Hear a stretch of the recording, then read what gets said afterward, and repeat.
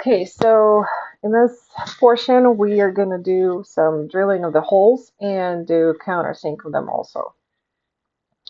So we're going to pick our simulation here, click play, and once it loads up,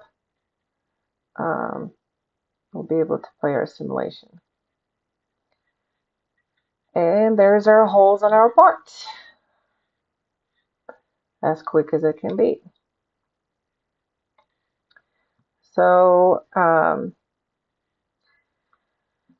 in our student project assignment,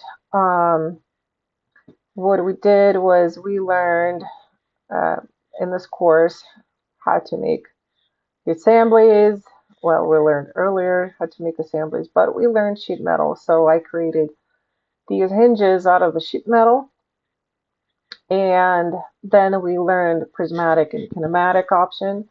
Also, we learned parameters, how to do parameters for this for the parts that we built. We learned how to do stress analysis, and we learned how to do prismatic machining, water jet cutting, and all that good stuff.